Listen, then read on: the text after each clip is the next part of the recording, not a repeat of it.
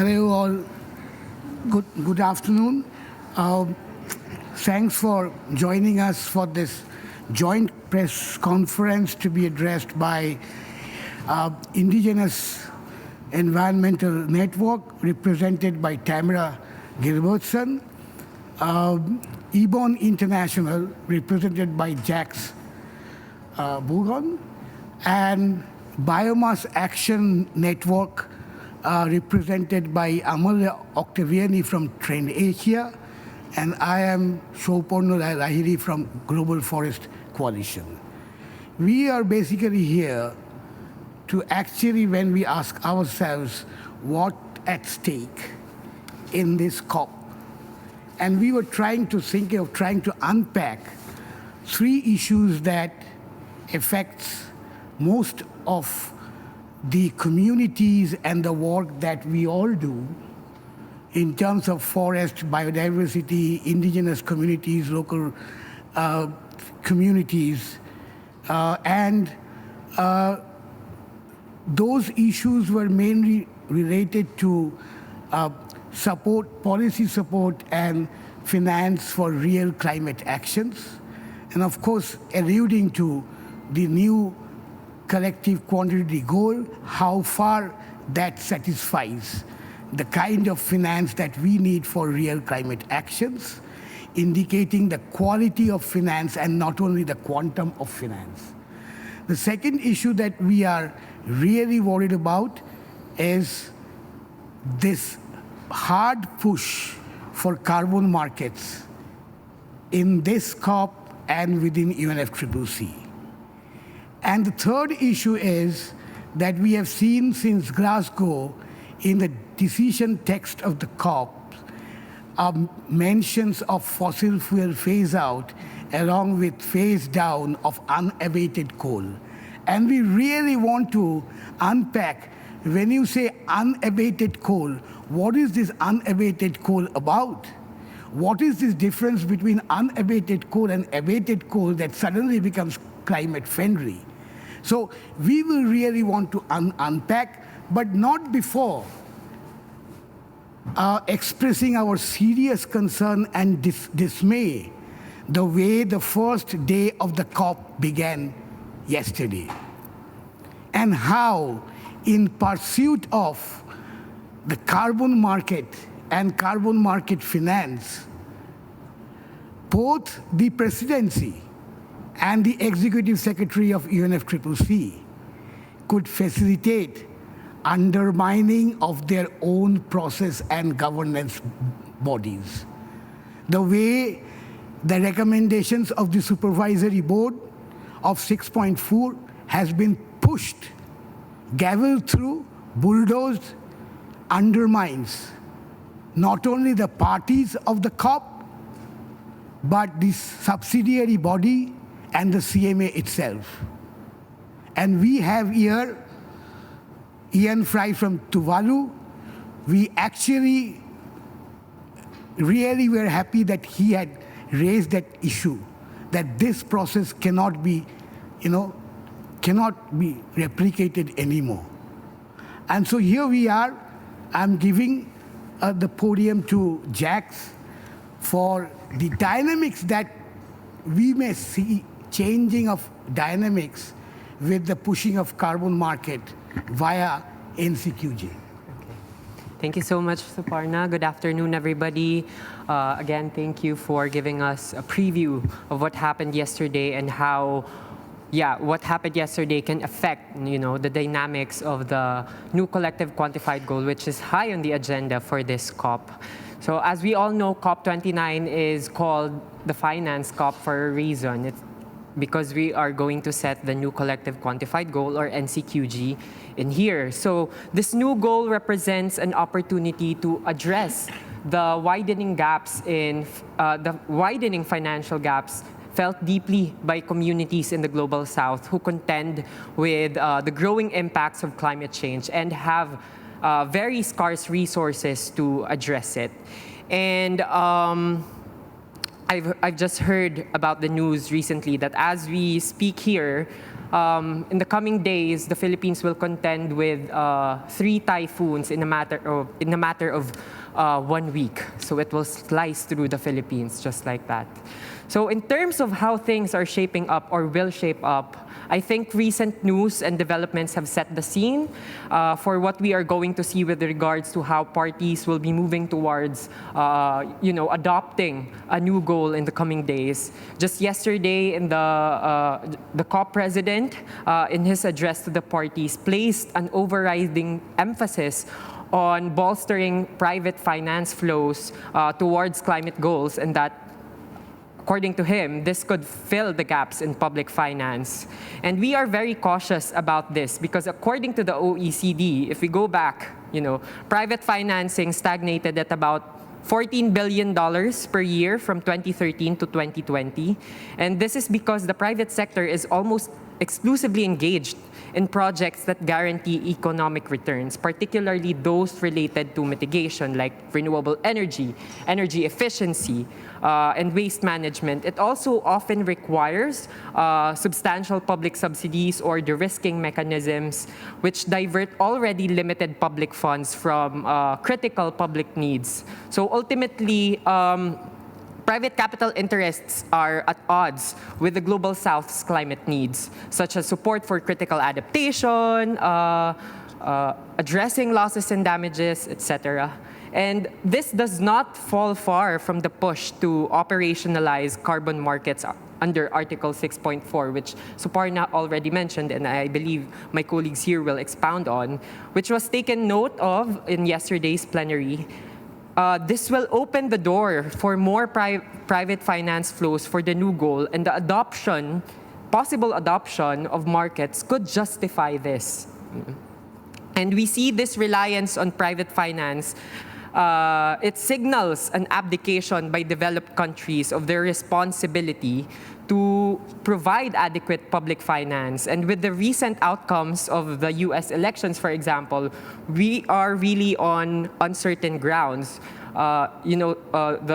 The incoming presidency of Trump has made pronouncements about pulling out of the Paris Agreement again, stepping back on climate.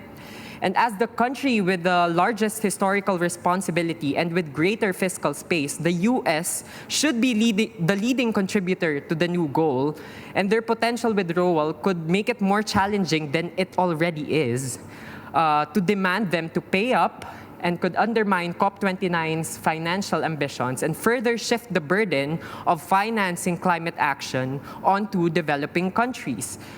These developments tell us that parties are building a new goal far off from the demands of climate justice movements, civil society.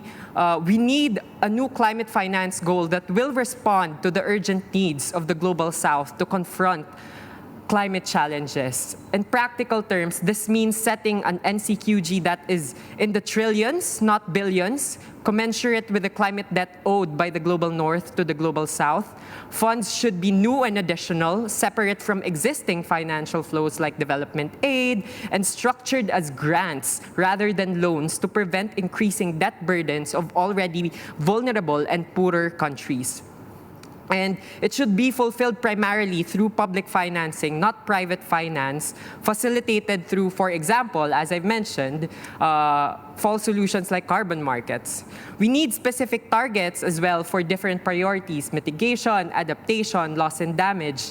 And we must uphold principles of equity, CBDRRC, and polluters pay, which places the responsibility of providing climate finance squarely onto developed countries or countries in the Global North. At the same time, climate finance must not be diverted towards propping up more fall solutions, and instead, commitments towards the NCQG should be directly accessible to developing countries and frontline communities, empowering them to implement community-led, rights-based, and gender-just solutions to the climate crisis. We reckon that this will be a very tough fight for all of us in the coming days, but all hope is not lost. We need the collective resistance of movements, of civil society, especially in the coming days, in and out of the COP, to push back and to ensure that we are truly moving towards building a fair, equitable, ambitious climate finance goal. Thank you so much. Thanks, Jax. We are very clear that since 2009, the developed countries have failed to meet their obligations of even $100 billion a year. And now what they are trying to make us understand that carbon market finance is the only alternative. And let's be very clear that climate finance is not carbon market finance or vice versa. So more on carbon market, huge concern for us. It does not help any kind of climate action nor reducing emissions. So Tamara Gilbertson will now speak on Article 6 and the carbon market. Thank you, everybody. I'm very happy to be here today to speak a little bit about carbon markets and also what's happening here, what's at stake, and what's still at stake in the coming weeks. There are a few of us here in this room that have followed carbon markets for over 20 years, looking at how they've impacted communities on the ground. And I want to be really clear that carbon markets are not some sort of theory or something in the air or some kind of an idea about trading molecules. Carbon markets have real and impactful material impacts on communities, especially indigenous peoples, and their lands. And that's why we're here to talk about this, not because we necessarily want to just argue, the markets or argue the finance, but because of the real impacts they have on the ground. And we've seen carbon markets that, over the last 20 years that have demonstrated failure after failure after failure, and that's exactly why. After greenhouse gases not being reduced from the CDM or other emissions trading systems underneath the Kyoto Protocol, we know that more carbon markets are not going to address the real causes of climate change, which are fossil fuel extraction. That it doesn't get to the heart or the root of the problem.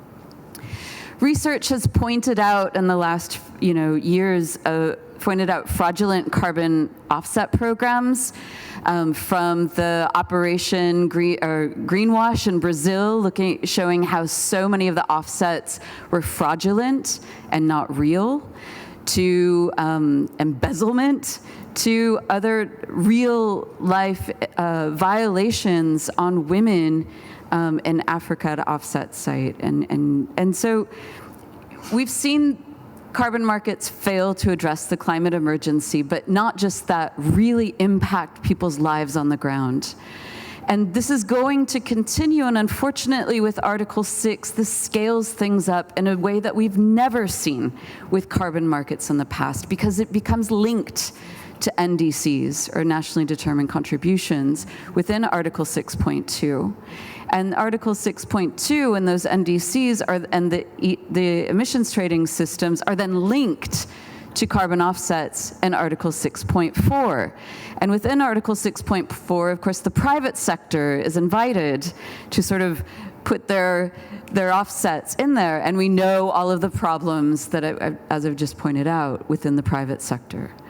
So what we know so far is that 20 years of carbon market failure is then rolled into NDCs and expanded on a global scale, and something that we've never seen before.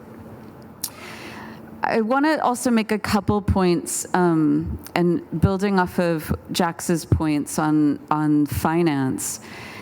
Carbon markets are very much seen as, and increasingly being talked about at this COP and previous COPs as a way to, pull finance out that can then be used as that much needed finance. But there's a few problems with that. One is that finance is not funding. And two is that what we're also talking about is not just finance, but financial-ization. I came back from the CBD COP, where there's a huge push for biodiversity offsets and credits and commodification of everything, financializing animals, sacred animals, financializing whales, trading whale offsets and whale credits, and trading, until all of nature becomes commodified and financialized. And that then, there's overlap, of course, with carbon markets. So we're very concerned about what that means for the future of the planet, where everything becomes financialized, and the actual the reason that we're in this problem to begin with, the root of the crisis, which is the extractive industries, are not addressed. Once these rules are in place, what incentives do they have for them to improve or change? What incentives are there then to shift away from carbon markets and financializations to addressing the real roots and causes of climate change? I want to say really quickly before I wrap up that there are still many things on the table. What happened yesterday was really about 2 documents, methodologies and removals within Article 6.4 that should have gone through a CMA process which would have been party-driven, a negotiation process which would have allowed for more discussion. That was sidelined because of the push to get carbon markets settled and up and moving as quickly as possible, which then lets all countries, especially countries in the global north, off the hook for actually having to put any finance. So instead of, any sort of climate debt repaid, what we see is more finance in the form of debt-causing finance on the global south. Like we've seen with Bretton Woods institutions for years, of course, loss and damage is underneath the World Bank, which we can only expect more types of debt-driven finance as well. But I want to end with saying a few things. There are still a lot of things in Article 6 that are on the table. In fact, the next room over in 25 is where they'll be negotiating 6.2, 6.4, and 6.8 the rest of the afternoon. And some of those issues are around linking of Article 6.2 and 6.4, which brings up issues around authorization. Who has the power in the world to make those authorizations? What countries are positioning themselves as experts to take power and control in that space? And the answer to that is Global North. Timing and sequencing, corresponding adjustments, transparency, pulling and viewing, and other real-world impacts on the ground. And I'm going to end here and say thank you all. And this is something that we really must address at this COP. Maybe this isn't a finance COP, but it's a fall solutions COP. Thank you. Thanks, Sandra. Off to Amel. Yeah. Thank you, Suparna. Hello, everyone. Talking about fall solution, as we all know, after the discussion since Glasgow have highlighted the need to pass out fossil fuel, especially addressing the reduction of unabated coal. This implies that while unabated coal is being targeted, abated coal can still operate with its emission. Then the question arises, how does unabated coal get reclassified as abated coal, suddenly becoming acceptable in terms of climate impact, with its emission overload and not subject to mitigation? As countries aim for net zero emission by 2050, several key targets have been set. There is no new coal plant should be approved after 2021, and rich nations are expected to pass out coal by 2030, and a global pass out coal and oil-fired plant is targeted for 2040. But however, in Indonesia, we are witnessing a shift where unabated coal is rebranded as abated coal through practicing of co-firing with biomass sourced from wood. This method is currently being applied in 52 coal-fired power plants in Indonesia, boosting a combined capacity of 18.1 gigawatts. But what are the consequences of this approach? One, there will be land use change for energy wood plantation, and it could affect up to 2.3 million hectares, which is nearly 50 times of London. and there is a risk of deforestation impacting at least 1 million hectares of tropical rainforest, which is home to diverse wildlife and vital resource for local communities, including food and water. Transforming forests into monoculture plantation result in the loss of vibrant biodiversity among both flora and fauna. This is along with the cultural heritage of indigenous communities in Indonesia that rely on this forest for their livelihood. This practice has the potential lead to carbon emission, so it's not carbon neutral, soaring as high as 26.48 million tons of carbon. It also extends the life of coal and coal-fired plants. Then this carbon emission persists both not only in the combustion but also from logging the forest. This so-called transformation into habitat coal merely serves as a disguise to clear tropical rainforests in Indonesia for energy wood plantation, converting primary tropical rainforests into monoculture plantation. And Indonesia is already exporting its wood pellet to South Korea and Japan.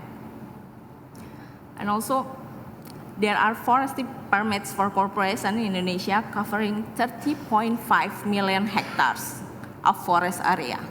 And there is only 6.6 million hectares of forest recognized for social forestry initiatives that benefit the communities. And furthermore, merely about 265 hectares forest area have been recognized for indigenous communities. So there is inequality to accessing the forest area. This forestry permit is held by large corporations like Sinarmas, Medco, and Johnlin Group, and others. The change in land use for energy plantation, the resulting of deforestation, not only threaten forests and biodiversity, but also have dire consequences for indigenous people, women, farmers, and local communities reliant on this land. In one of our province in Indonesia, South Papua, Merauke, the expansion of energy wood plantation has resulted in deforestation, which turn has contributed to malnutrition among children and pregnant women in the indigenous community. This situation raises serious human rights concern. So it is really, really important to clarify that biomass is not carbon neutral. Bioenergy that depends significantly on land use fail to effectively lower carbon emission, and it shouldn't be categorized as renewable energy. This represents a misleading solution to the challenge of reducing coal.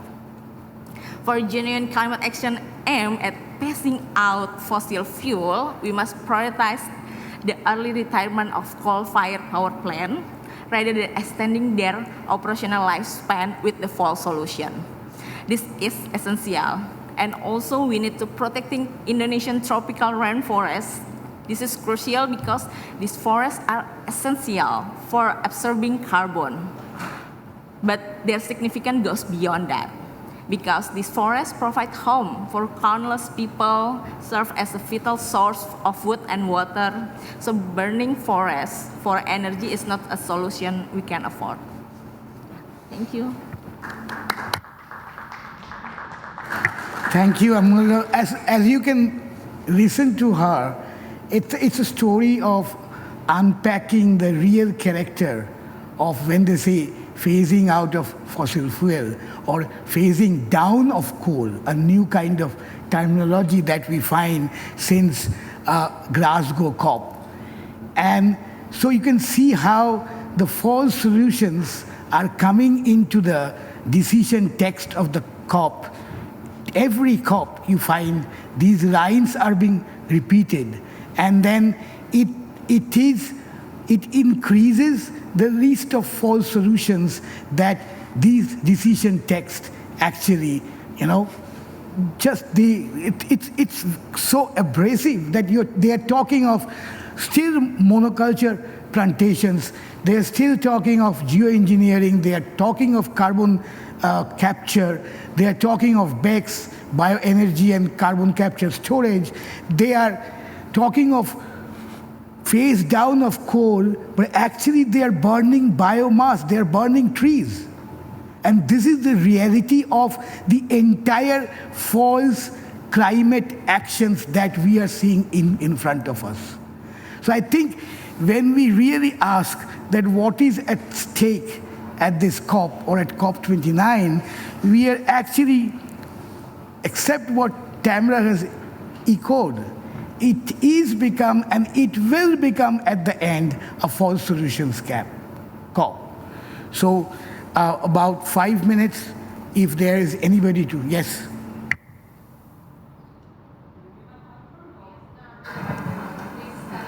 Can you stand up? Thank you very much. It was very enlightening. I am Carlos Adrian Perez, Director for Latin America at Equal Right. And I have a question in regards to the intersection between protection of forests, biodiversity, environmental, and also peace building. Recently at COP16 in Cali, Colombia, we spoke about the narrative between peace and nature. And it's not just a political narrative, but a reality in Latin America. In Colombia, for example, one of the main reasons why there's a lot of problems within our forests is between social tensions and armed conflicts. And I believe that there's a quite close logic between how we face down fossil fuel extraction, how we actually fund communities directly, for example, through universal basic income with no conditions, and tackling both environmental degradation and armed conflict. I would love to hear your take on this. Thank you.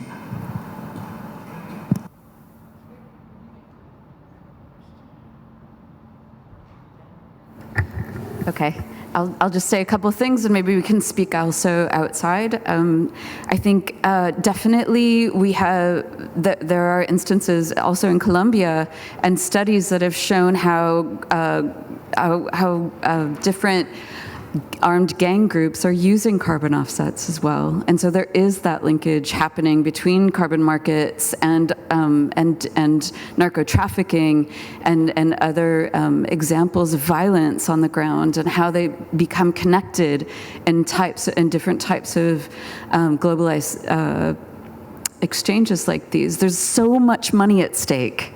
There's so much money at stake, and the communities are not the ones that receive that money. In fact, they're used as almost pawns in a wider system in order for certain types of powers to maintain those powers. And so we very much see, structures of powers replicating themselves and getting wealthy and rich and profiting off of these systems, and communities who are already fighting projects and difficulties on the ground ending up having to fight another layer of difficulty. And so there's definitely a link between violence and narco trafficking, war, and how carbon markets play out as well. And so I'll just leave it there, and we can speak more after. One quick question. I work with indigenous communities in over 100 countries and currently in the Arctic. I had a related question, but I'll ask that outside. One question that I wanted to ask was, between the two COPs, there were about 50 countries going into elections. And some of the biggest carbon trading is happening with IT companies emerging with their data centers and AI. And some of them are also the biggest contributors to nonprofits in terms of funding. With the political climate and the funding climate so dependent on people who are in a way impacting carbon trading and otherwise, do you think your lobbying power is diminishing a little bit, or do you think you can go out on all fronts?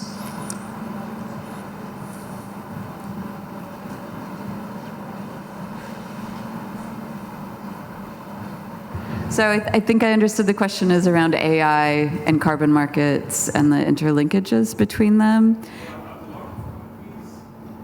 Also contributors to funds to nonprofits.